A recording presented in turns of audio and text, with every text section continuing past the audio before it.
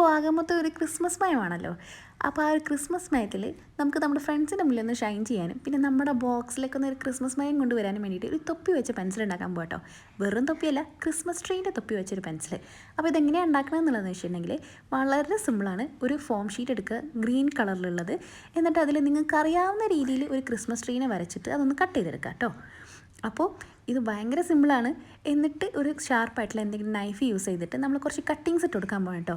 അപ്പോൾ ആവേശം മുത്തത് വലിയ കട്ടിങ്സ് ഒന്നും ഇട്ട് കൊടുക്കരുത്. കാരണം വലിയ കട്ടിങ്സ് ഇട്ടിട്ടുണ്ടെങ്കിൽ പെൻസിലോ അഥവാ പെന്നോ എന്താ വെച്ചാൽ പ്രോപ്പറായിട്ട് നിൽക്കില്ല എന്നുള്ളൂ കേട്ടോ. അപ്പോൾ ഇടുമ്പോൾ നമ്മൾ എടുക്കുന്ന ആ ഒരു പെൻസിലിൻ്റെ അല്ലെങ്കിൽ പെന്നിൻ്റെ ആ കറക്റ്റ് സൈസിനനുസരിച്ചിട്ടുള്ള കട്ടിങ്സ് ഇട്ട് കൊടുക്കാൻ ശ്രമിക്കുക. എന്നിട്ട് നമ്മൾ നമ്മുടെ കയ്യിലുള്ള പെന്നായാലും പെൻസിലായാലും ഇതിൻ്റെ അകത്തേക്കൊന്ന് ഫിറ്റ് ചെയ്ത് വെച്ച് കൊടുക്കാൻ പോകട്ടോ. ഭയങ്കര സിമ്പിളാണ്, പെട്ടെന്ന് തന്നെ ചെയ്തെടുക്കാൻ പറ്റും. അപ്പോൾ കണ്ടോ, ഞാനിവിടെ ചെയ്തത് ഞാൻ എടുക്കുന്ന പെൻസിലിൻ്റെ ആ ഒരു സൈസിലുള്ള ഓപ്പണിങ്സ് ആണ് കേട്ടോ. ഓക്കെ, എന്നിട്ട് ഞാൻ എൻ്റെ കയ്യിലുള്ള ഒരു കളർ പെൻസിലാണ് ഞാൻ എടുത്തിട്ടുള്ളത്. അത് ഇതിൻ്റെ അകത്തേക്കൊന്ന് വെച്ച് കൊടുക്കുന്നുണ്ട്. അപ്പോൾ നമ്മുടെ ക്രിസ്മസ് ട്രീൻ്റെ തൊപ്പി വെച്ച പെൻസിൽ റെഡി. ഇനി ക്രിസ്മസ് ട്രീ ആണല്ലോ, അപ്പോൾ കുറച്ച് ഡെക്കറേഷനും കൂടെ ആക്കാൻ വേണ്ടിയിട്ട് കുറച്ച് സ്റ്റോൺസൊക്കെ ഞാൻ ഒട്ടിച്ച് കൊടുക്കുന്നുണ്ട്.